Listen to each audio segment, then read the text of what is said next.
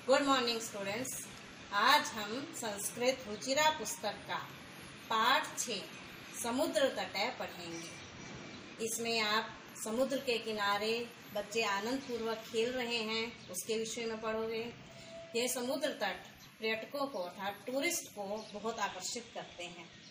Tourist यहाँ घूमना बहुत पसंद करते हैं और आप विशेष समुद्र तटों के विषय में भी जानकारी प्राप्त करेंगे।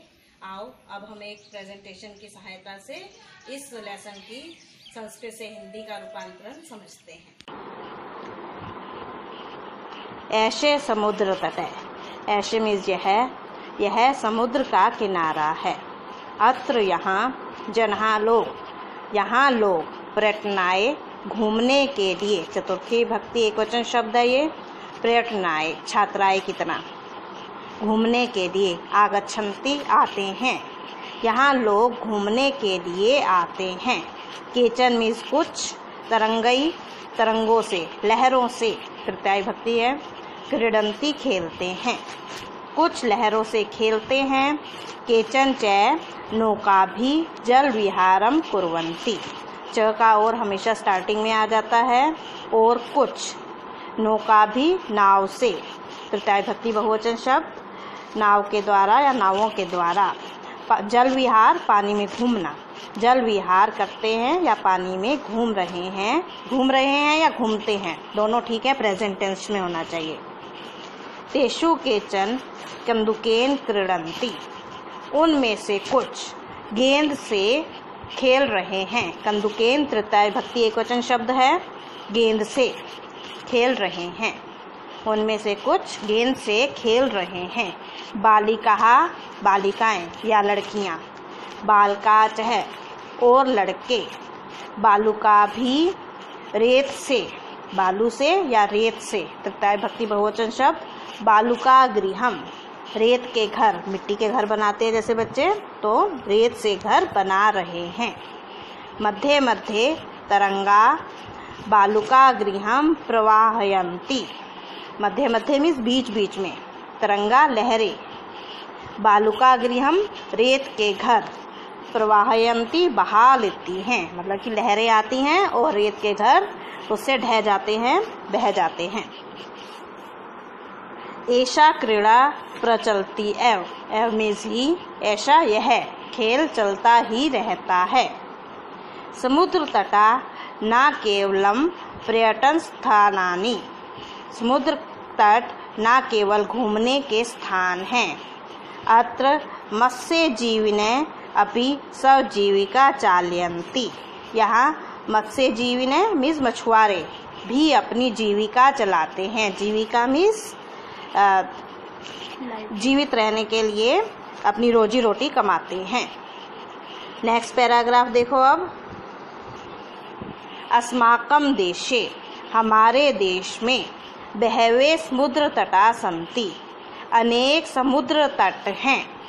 एतेषु, इनमें से, मुंबई गोवा कोची, इनमें मुंबई गोवा कोची कन्याकुमारी विशाखापट्टनम और पुरी के तट बहुत प्रसिद्ध हैं। ये जगह का नाम है और तटों के नाम जगह के अनुसार ही हैं।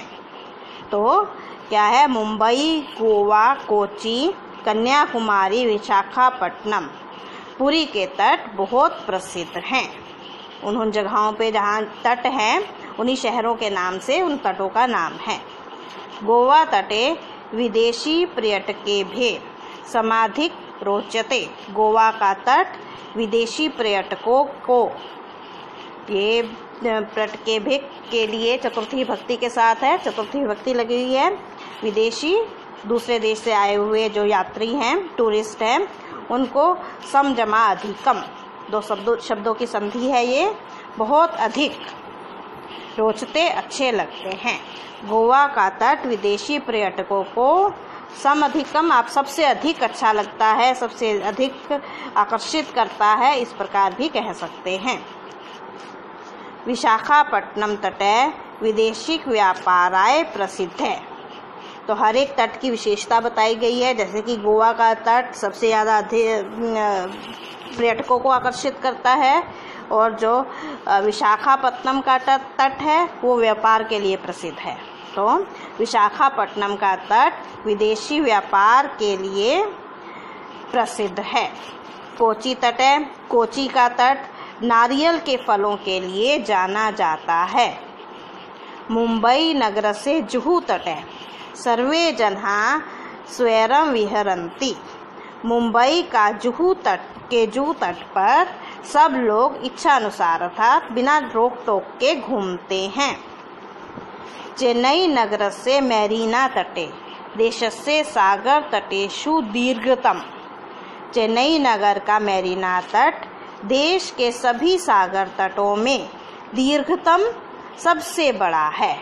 दीर्घ है बड़ा, दीर्घतर 2 में कंपैरिजन में होता है और दीर्घतम है 2 से अधिक में कंपैरिजन में लगता है। तरह और तमय इस प्रकार चलते हैं।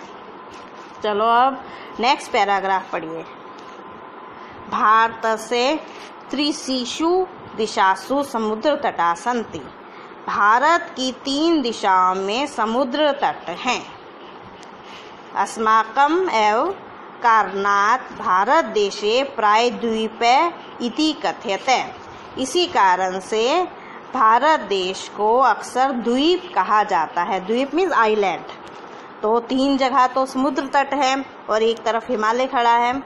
तो इस प्रकार चारों दिशाओं में 3 दिशाओं में तो समुद्र तट है, उनके विषय में पढ़ते हैं। पूर्व दिशायाम बंग सागर है। पूर्व दिशा में बंग सागर, बे ऑफ बंगाल बंग सागर है। दक्षिण दिशायाम हिंद महासागर है। दक्षिण दिशा में हिंद महासागर है।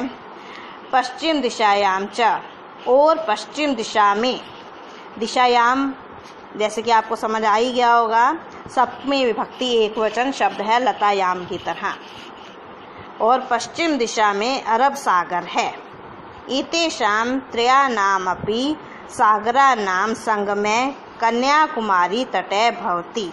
एतेषां इन त्रयाणां तीनों, अपि सागराणां, अपि मीन्स भी होता है, इन तीनों सागरों का या समुद्रों का संगम मीन्स मिलान, इन तीनों सागरों का संगम कन्याकुमारी के तट पर होता है।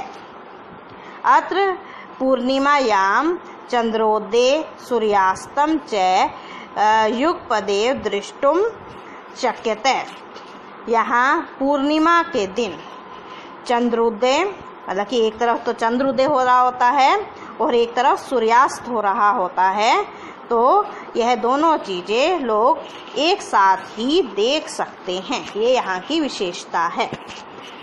तो आप लेसन समाप्त होता है और अब आप इसके एक्सरसाइज को खुद करने की कोशिश करना और कोई भी दिक्कत हो तो आप मुझसे पर्सनली पूछ सकते हो। धन्यवाद।